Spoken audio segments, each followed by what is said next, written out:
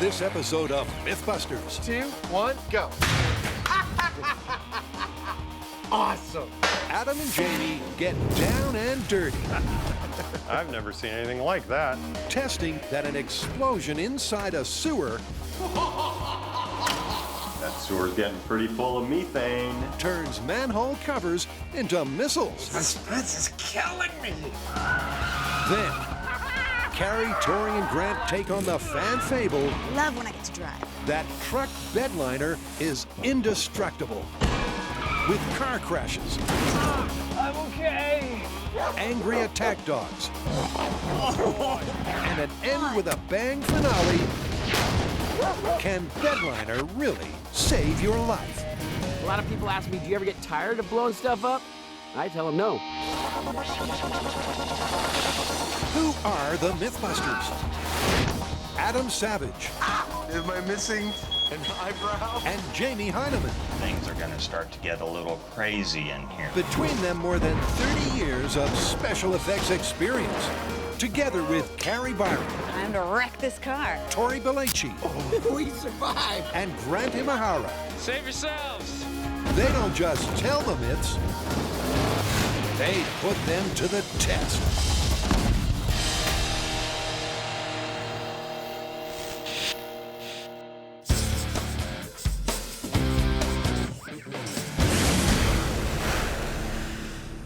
So is every story we do an excuse for you to wear a funny hat?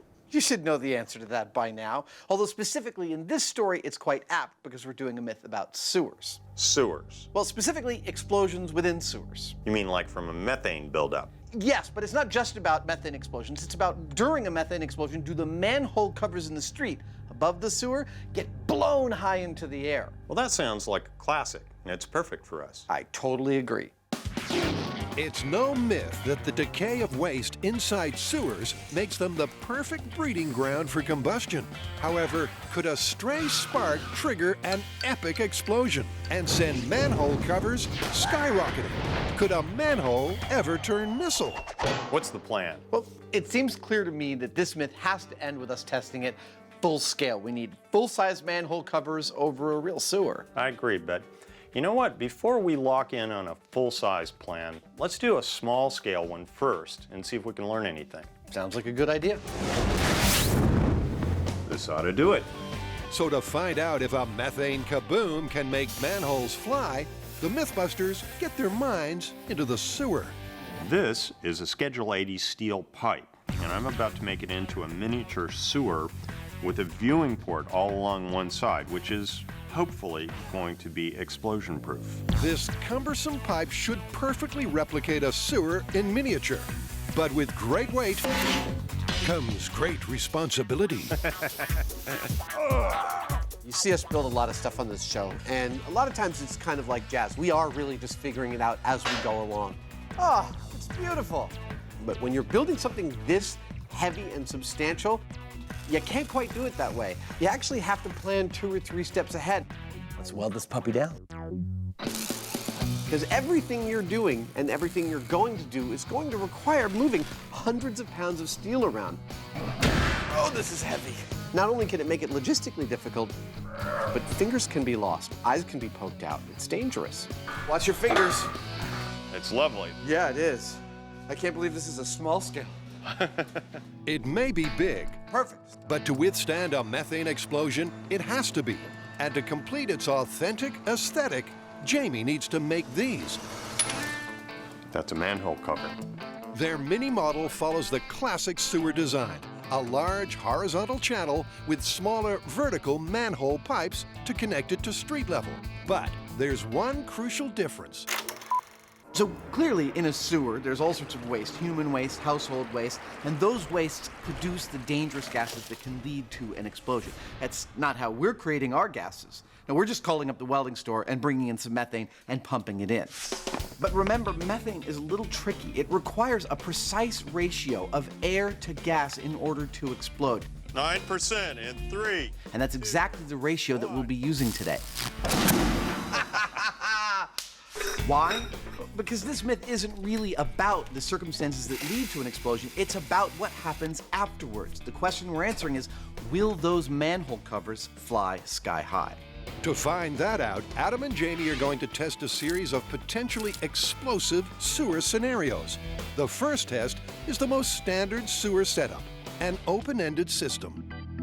Here's how this procedure is going to go down. First, we fill our chamber with this, methane, exactly 0.12 cubic feet, or a stoichiometry of 9.5% gas to air by volume. All right, you ready? I'm going to turn on the gas. I'm ready. Okay. That gas will flow into the chamber until it's the correct amount, then we shut off all the valves. Then we mix the air and the gas with this little whisper fan. We turn on this fan for exactly 2 minutes. Let the air and the gas get together. It's a nice looking rig. Yeah. That might be in the running for the heaviest small-scale thing we've ever built. At that point, we will plug in this neon transformer, setting a spark, and hopefully getting the manhole cover launches of our dreams. But will the free flow of air and gas in the open-ended sewer mean the manholes fly? This is Drain Disaster, Open System, in 3, 2, 1, go. That was totally boring. I was like, wait, let me do that again, hold on. Despite igniting the methane at its explosive ratio, the manhole covers didn't get air. Manhole cover check, 1, 2, 3, all still on.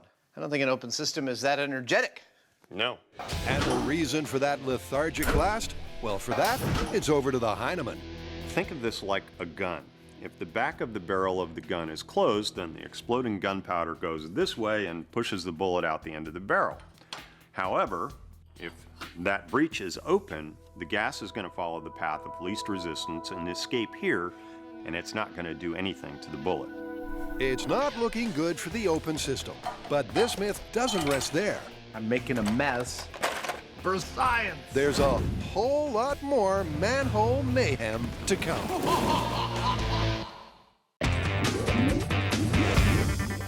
Next up is a fan favorite with 3 times the carnage.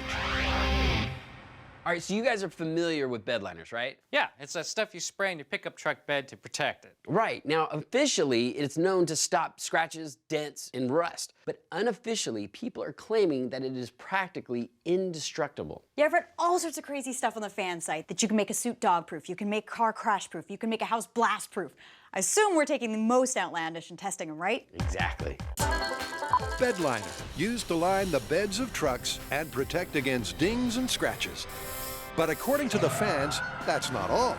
Supposedly, it can defend against damage in a host of unconventional conditions. So we're gonna be working with attack dogs, crashing cars, and exploding houses.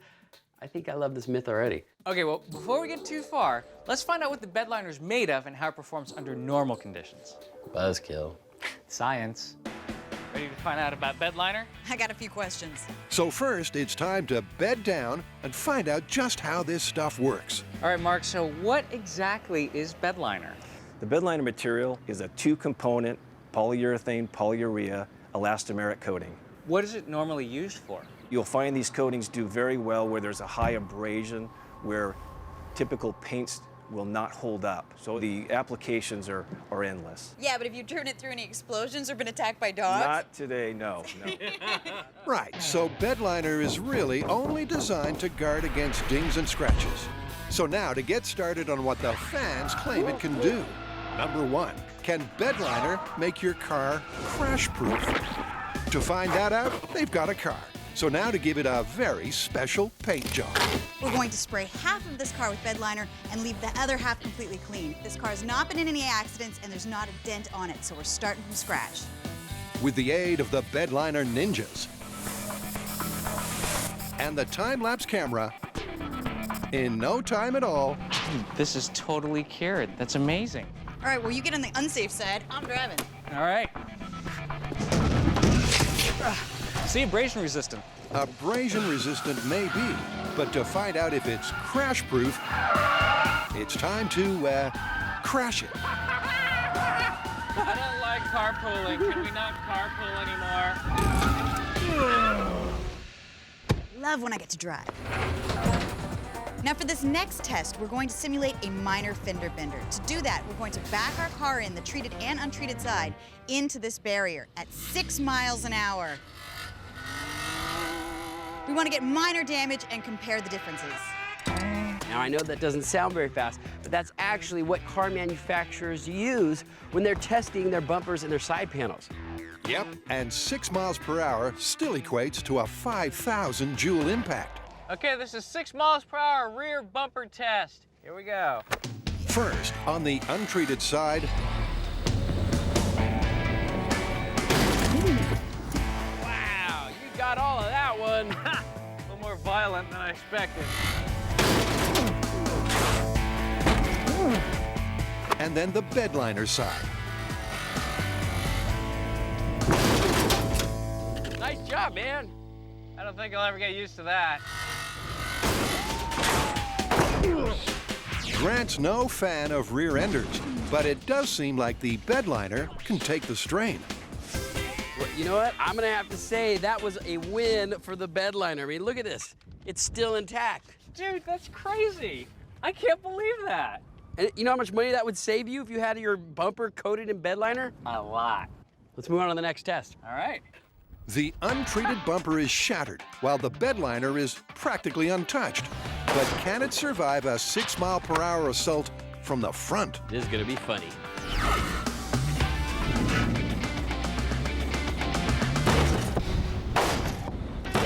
Oh my God, what are you, blind? Just kidding. All right, that was a good hit. I'm okay. Human crash test dummy. Crashing both sides simultaneously took a toll on Grant. Yeah, I think I hit something here. I think it might have been the steering wheel. But it didn't take a toll on the coated side of the car. Well, that was a solid hit, and it looks like the Bedliner wins again. Dude. Look, we have cracking here and here, but none on the Bedliner side. That is totally amazing. And that's some serious damage right there. Serious damage, but a collision at 6 miles per hour is relatively tame compared to what's coming up next. In this drain disaster, supposedly a sewer explosion sends manhole covers sky high. However, with their open-ended system, that wasn't the case, as the explosion took the path of least resistance. So for the next test, the MythBusters are closing the sewer, and that's not as crazy as it sounds. There are many places in which a sewer can become a closed system. You can have a large pipe that immediately makes a right-angle turn into small pipe. Gases have a hard time going around corners like that when they're under pressure. You can have a part of the sewer above water with a bunch of the sewer underwater. All of a sudden, that becomes a closed system. But will a methane explosion in a closed sewer make the difference and send the manhole covers sky high? In 3, 2, 1, go. Awesome. Go. Apparently, yes. All the manhole covers went, and it sounded cool too.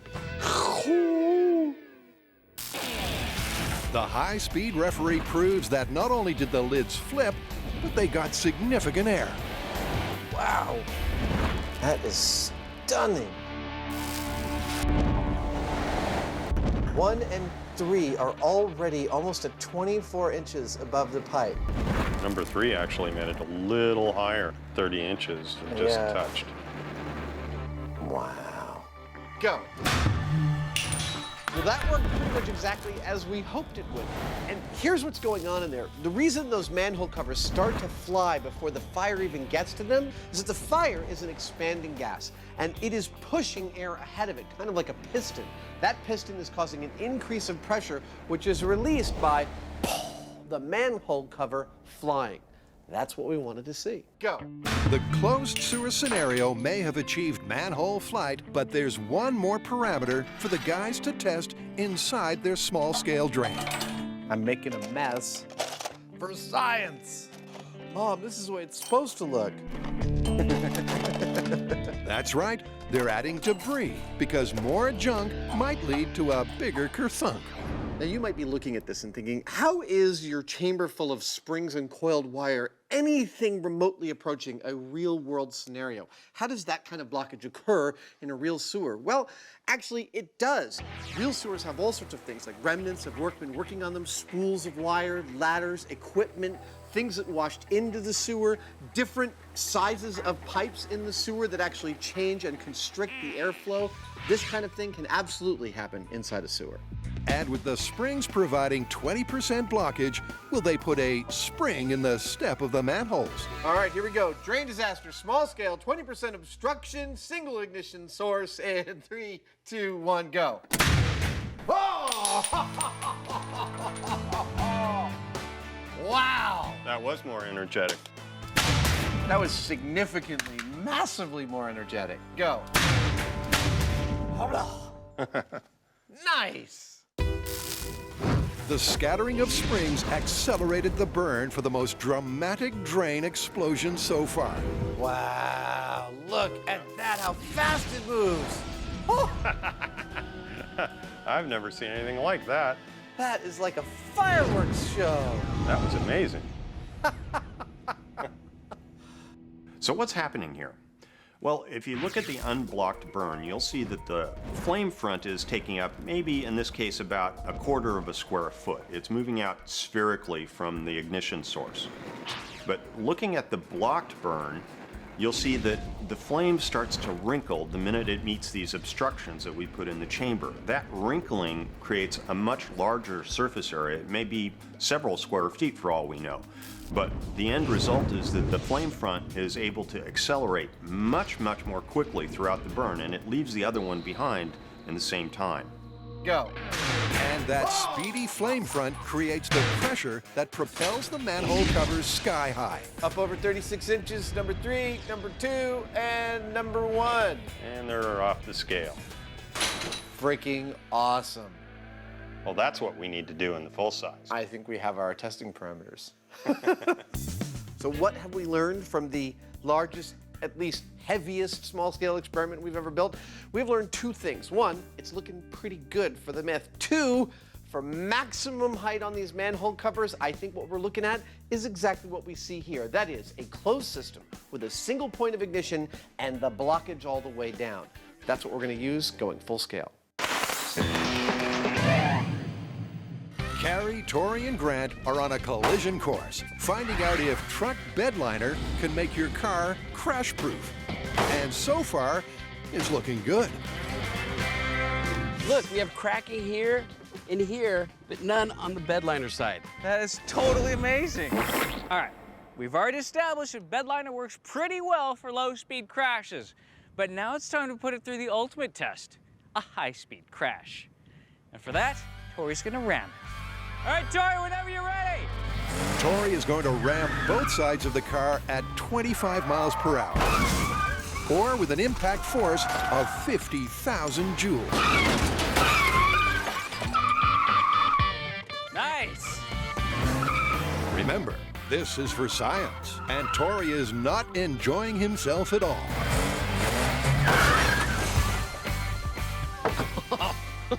Oh my God, that was so much fun. What's red and white and dented all over? Nice. After both impacts, the difference between the control and coated side is negligible. Check it out. That's some pretty good damage there.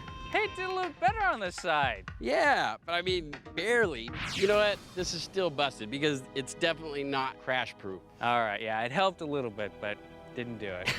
Good work, man. Now, the fan site claims that Bedliner is indestructible. You coat your car in it. It's not only dent resistant, but it's crash proof. I think we proved them wrong on that. Anything small, abrasions, little tiny dings, definitely helps. But you get anything more severe, it's busted. Crash proof is busted. But how about claim number 2?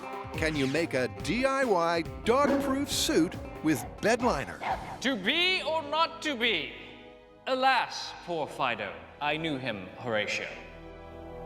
Here ends the MythBusters culture moment. So to see if Bedliner can actually make a fabric bite-proof, we're going to build a dog-biting robot. We'll find out what fabric works the best, and once we've figured all that out, then we'll bring in the real dog. Ultimately, Tori will face the jaws of fate. But to make sure they're not barking up the wrong tree, first, RoboChomp will test if there's any truth to the Bedliner being dog-tooth proof. Now this is an actual German Shepherd skull. Done a little bit of research and found out that the German Shepherd bites down with about 400 pounds of force. So we're gonna take a pneumatic cylinder, put it right in this bit here, and that way we can precisely control the speed and the bite force until it exactly matches a real dog. Here we go. In 3, 2, 1.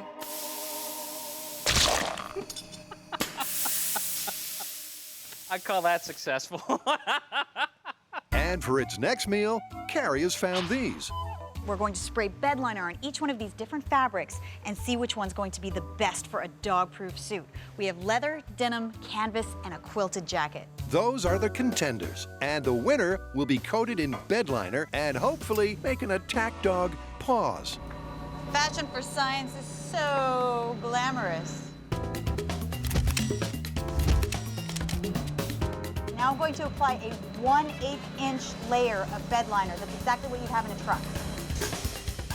Feels like a carnival game.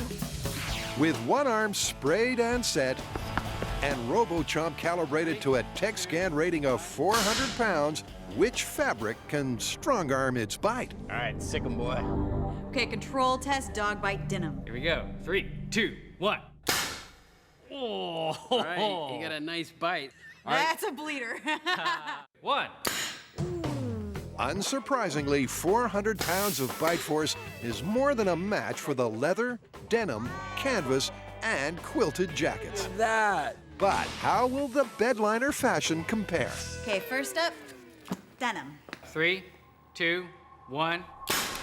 Wow, that is strong. Release. Wow, got a train. I don't think it penetrated. Well, it starts out strong. Well, doesn't look like there was any penetration. Cool. This stuff's tough. Leather jacket. And continues to hold out. It's not punching through? No, not at all. Okay, this is canvas arm with Bedliner. Oh my God, this is ridiculous. It looks like it's working.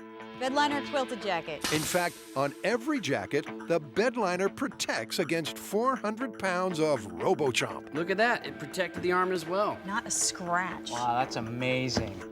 It looks like the fans could be right about Bedliner being a cheaper alternative to a dog-proof suit. So far, the Bedliner is actually protecting the arms on every single jacket. So right now, this myth is looking pretty good. But you know what? This coat, it's a little bit more padded. I feel a lot safer wearing this if I'm gonna let the dog attack me. So what I'm gonna do now is let them coat the rest of the coat, and then we're gonna let the dog out.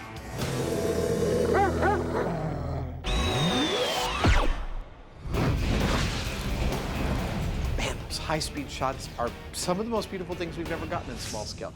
Where do we stand in going full scale? Well, the best case scenario is a closed system with lots of blockages. Also, surprisingly, it turns out that nobody wants to let us use a real sewer to blow up. Shocking. Yeah, I think we're gonna have to make our own. I'm thinking dig a nice big trench, put down some real sewer parts with real manhole covers, and have a go at it. Works for me. 3, 2, 1, go. So to upscale their best-case scenario sewer, the guys will need to get down and dirty in Ione and build their own. Nice wide open space. Perfect to blow up a sewer in. Now, of course, the first prerequisite of building your own sewer is a hole. In order to get started, we're going to need to find a hole. Here's one. Perfect! It's a conveniently large hole for some inconveniently large construction. Our sewer is going to be 40 feet long, and it's going to be made of sections of something known as box culverts. They're precast concrete pieces that'll be 4 feet high and 6 feet wide. The first thing we have to do is put those in here and join them together. Yep, and if you thought the small-scale rig was heavy-duty, that piece of culvert behind me weighs 32,000 pounds, 16 tons. Altogether, this is the largest construction project we've ever undertaken for an experiment. It is, and luckily the team of heavy lifters are on hand to choreograph the culverts into place. I want to set it to music. You guys are like ballet. With the channel in position, the guys can get to work on changing it. At some point, we're going to cap this off, and it's going to be as dark as a tomb. We need to be able to see what's going on in here. So we're going to light it up with these. It'll be festive. And the festivity doesn't stop there. There, nice little Christmas trees. These things aren't just decorations.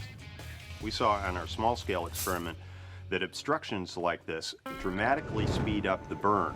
And so these may make the difference between manhole covers that jump up a little bit or a lot.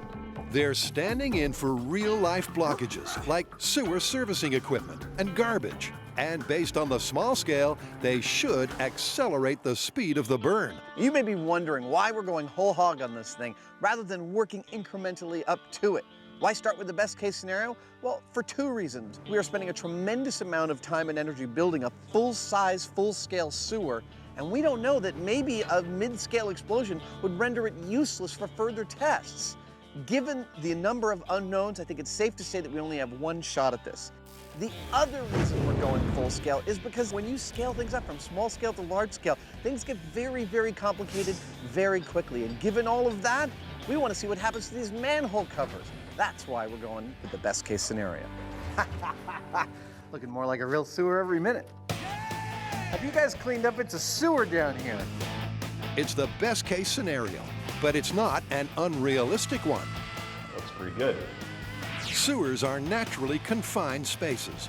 Add to that what we know about the instances of standing water or pipe configuration, and this closed system with blockages is the most likely scenario for a blast.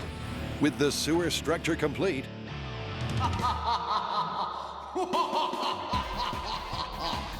It's almost done. it's time to make the earth move. We're going to bury our sewer under 3 feet of dirt because, well, the dirt is actually an important structural part of the sewer. A sewer that's buried underground, it'll be a lot less likely to blow apart than one that's on the surface. Indeed, because the only things that are supposed to blow are these. And now, what this whole thing's all about, the manhole cover. This is your basic cast iron manhole cover, 24 inches in diameter, 1.25 inches thick, and 103 pounds. If this indeed is going to become our projectile, we want to make sure we see it, so we're going to make it a little more camera friendly. The distinctive manhole covers are manhandled into place. You know why manhole covers are round, don't you? It's the only shape that won't fall through its own hole. Yeah. And now to prep the elements that will make their sewer explosive. Believe it or not, the methane in this tank is enough to create a blast equivalent to 120 pounds of high explosives. Now, we're not going to put all of this in our sewer. We're only going to put a third of it, or 100 cubic feet, in there. Bye. But just to be safe, we're going to bury this in a pit nearby, and we're going to operate it remotely with a solenoid. Okay, it's done. We're wired. 100 cubic feet of methane will fill their sewer to the perfect stoichiometric ratio for a big boom.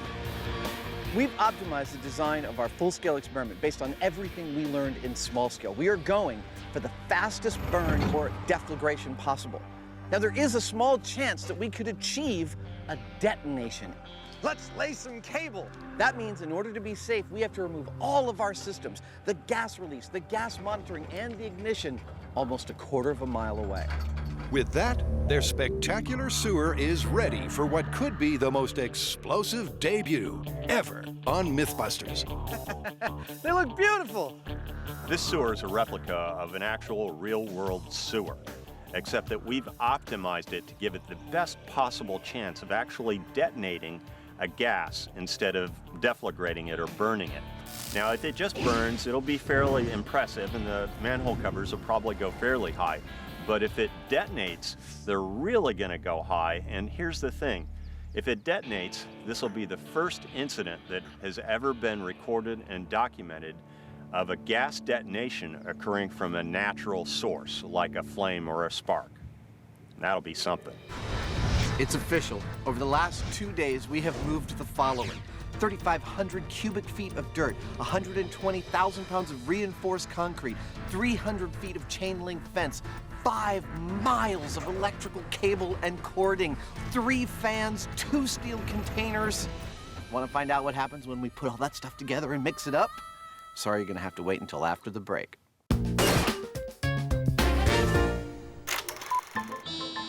Dogs, man's best friend.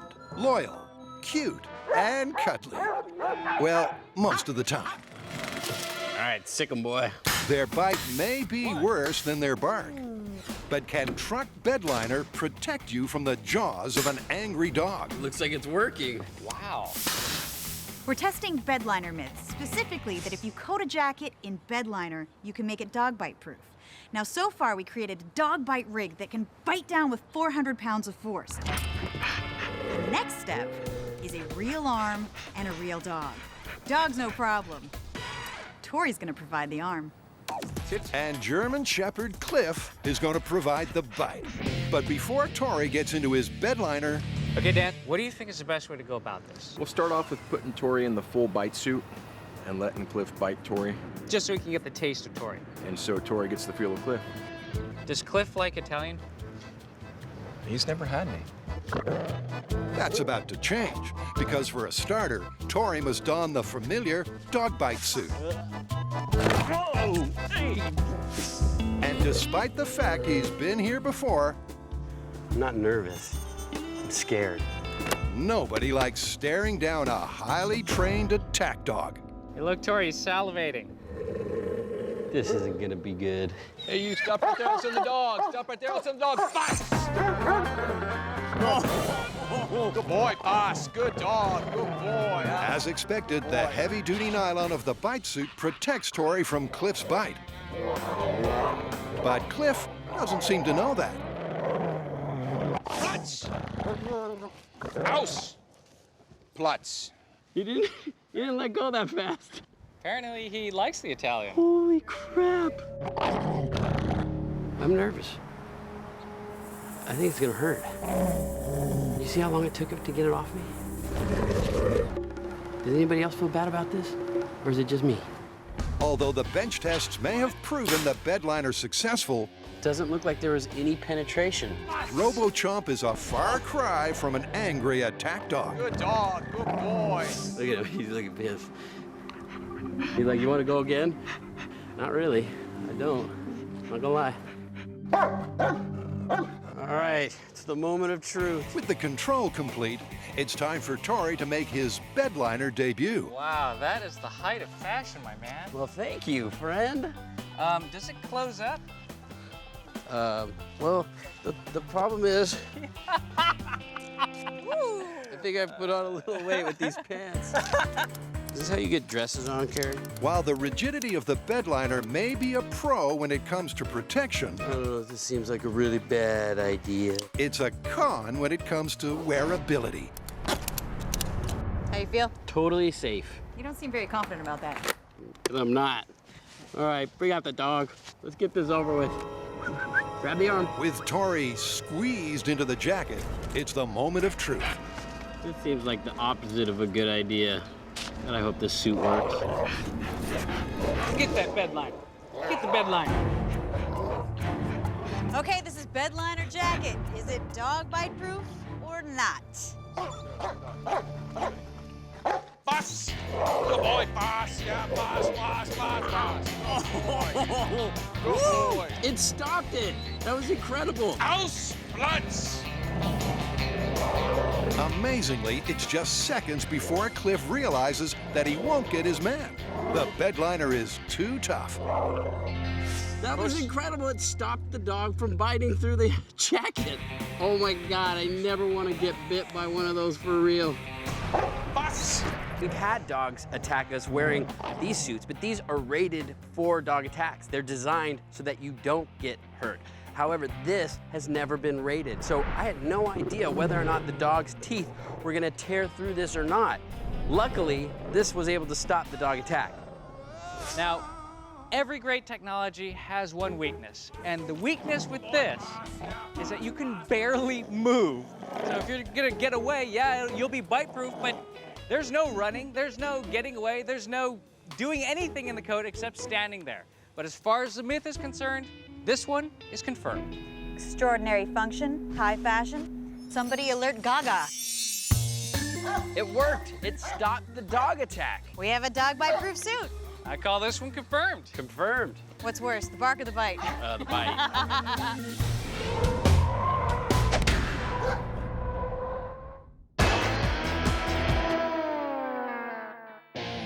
Down at Ione, California, the MythBusters' great drain disaster is about to go off. Here's how this is going to work. We will be activating this experiment from 1,000 feet away in the safety of this steel bunker behind bullet-resistant glass. When I click this switch, It'll open this valve and allow the methane to flow. into our homemade sewer buried underground. When the stoichiometry, or the mixture between gas and air, has reached the ideal relationship for an explosion, I'll hit this switch, creating a spark, which will ignite the gas. hopefully sending these 3 manhole covers flying sky high. That's the theory. That's the theory, because if the 103-pound manholes don't fly sky high, the myth is busted. What we need to see for this myth to be true is pretty straightforward. We need to see some type of shockwave or explosion that does not destroy the sewer and yet launches the manhole covers. And I'm not talking like a boonk boonk. I'm not even talking like a boonk boonk. I'm talking launches them. Indeed, but this is a very complex setup, and there's a lot that could go wrong. All this stuff has to work perfectly because once this gas starts to flow, we can't get anywhere near this. It's a bomb. So I'll just keep my fingers crossed. Well, with the fire department on standby, there's only one way to find out if those manholes will fly. You ready? I'm going to start the flow of gas. Let her rip. It will take 100 cubic feet of methane to get their sewer to the optimum explosive ratio. 21 cubic feet. About 2%. 1/5 of the way there. The slow flow of methane into the drain is a strain on their nerves. The suspense is killing me. 3.6%. Come on. And it turns out Adam doesn't have high hopes for the manhole covers. How high do you think they're going to go? I'm thinking 12 feet. I'm hoping for a lot further than that. Oh, I'm hoping for more, but I'm thinking 12 feet. Okay. We're at 62.6 cubic feet in our chamber. Now, this is at the very bottom of the ignitable range, but not the most volatile, so we still have to wait. It's that familiar MythBusters waiting game. That sewer's getting pretty full of methane. Small scale proved that the perfect stoichiometric ratio sent manholes flying. However, will the full scale equivalent 100 cubic feet of methane prove just as effective? Shall we do it? I think it's time. All right, call it. All right. Real world sewer explosion, best case scenario, sparking in 3, 2, 1.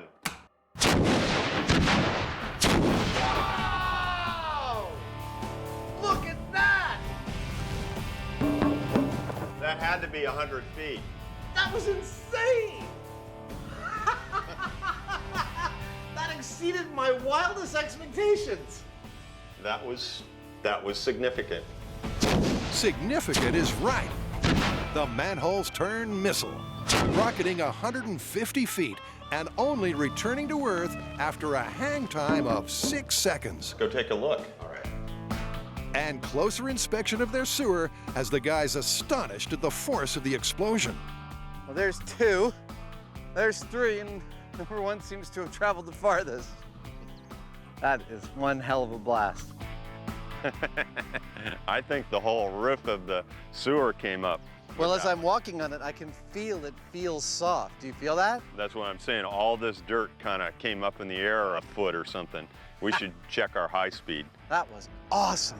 Yep, and from the safety of solid ground, the high speed shows that the deflagration of the sewer sent earth and manholes flying.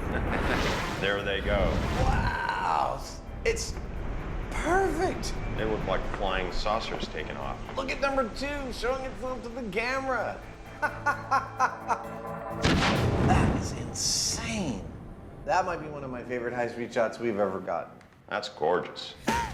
Gorgeous, and also very revealing. Now, seeing fire coming out of that manhole cover and not the others is telling us that this is not a detonation. If it was a detonation, it'd all be simultaneous. We're not seeing that, so this is a burn. Yep, but a burn big and fast enough to bring the manhole mayhem to a close. Well, if there's one thing everyone knows they can expect from a sewer explosion, it's that number 2 is gonna fly into the air. And that's what happened. I'd say mission accomplished. You know, it kind of makes you wonder. Could you get a jet of fire like that coming out of the toilet when you're sitting on it if something like that happened? Man, that was awesome. We got a super fast burn. We got internal pressures in the sewer of over 100 pounds per square inch, and our manhole covers flew 150 feet in the air. Yeah, and that wasn't even a detonation. Can you imagine what had happened if the flame front and the shock wave got all lined up? Everything happens at once, and who knows how high they'd go. Still, we have plenty of information to fully call this myth. Yep, it's confirmed. Totally confirmed. Sometimes the truth is far more spectacular than fiction.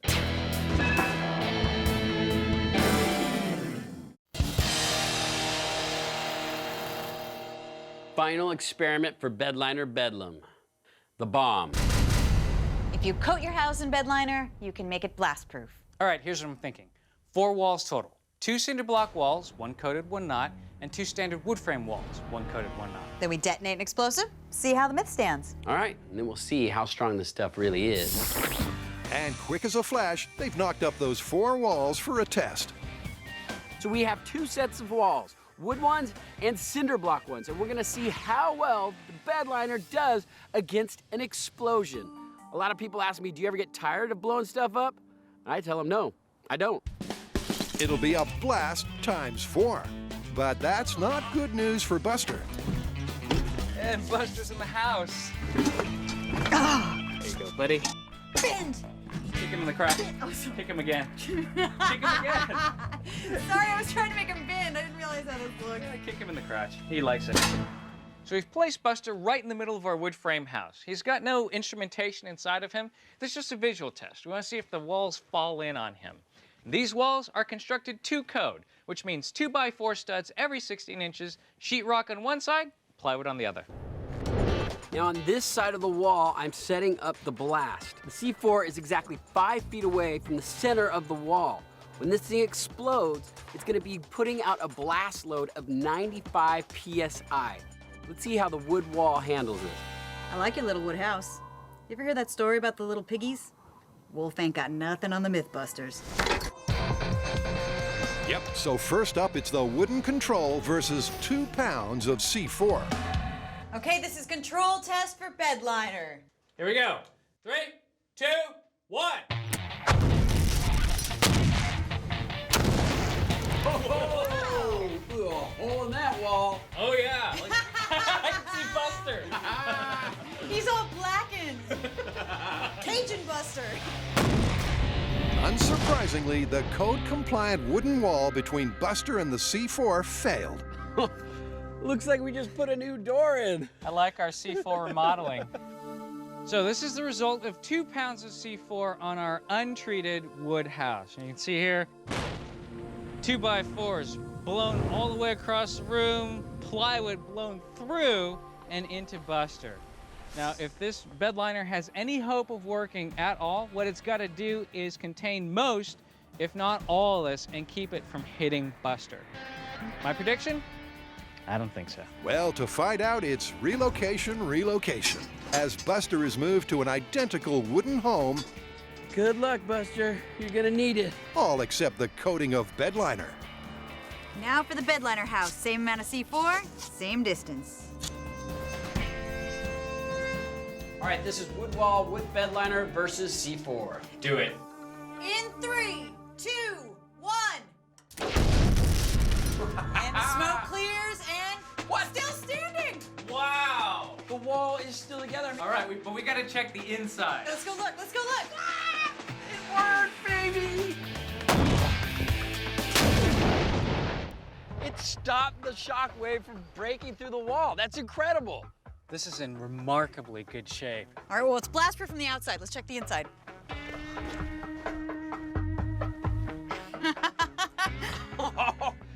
I would have to say this is totally blast-proof.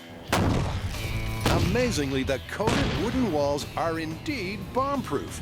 But can Bedliner hold the C4 Wolf away for the cinder blocks? Come on, Buster. On to the next experiment. Now it's time to see if Bedliner can make a standard industrial wall blast-proof. This is a cinder block mortared wall with a steel frame. Now, we saw a little flex with that wood wall, and the Bedliner is flexible as well.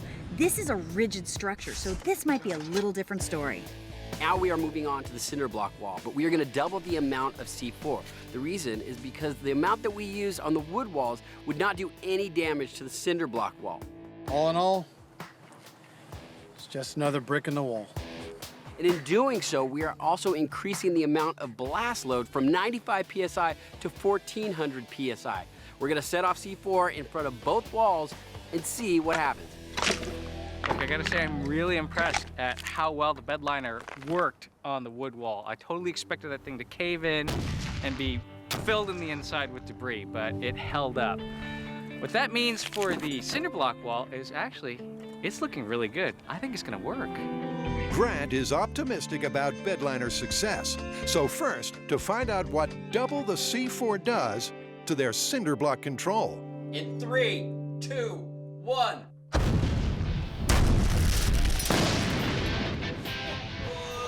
Yeah, I see a hole.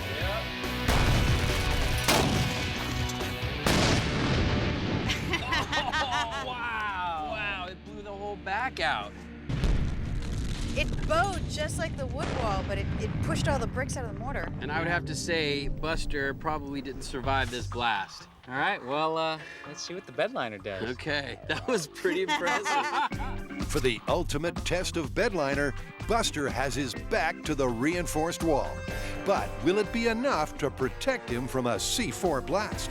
This is Bedliner on a cinder block wall in 3, 2, 1. Wow. I see smoke rising and... Left a big black mark, but I don't think it did any damage to it. I don't see a hole. From the front, it's looking good for blast-proof Bedliner. Guys, it's looking really good from this side. Yeah, there's hardly any damage. It's just dirt. Well, let's look at the other side. What? Oh! Nice. It worked! Buster survived!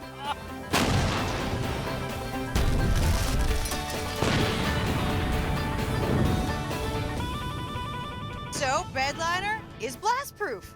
Totally blast-proof. This one's confirmed. So as it turns out, Bedliner has amazing blast-proofing qualities. We sprayed it on our wood wall here. It kept the wall together and kept it from showering Buster with debris. Now here with our cinder block wall, it totally devastated the back of the wall, crumbled everything, debris everywhere. And here on our treated cinder block wall, not a scratch on it. Bedliner as a blast-proofing agent, confirmed. That's incredible, man. Wow, we've got a new application for Bedliner, huh? That's awesome stuff. What else could we do with it? I don't know, let's see if we can make stuff bulletproof. What about shark-proof? What about bear-proof?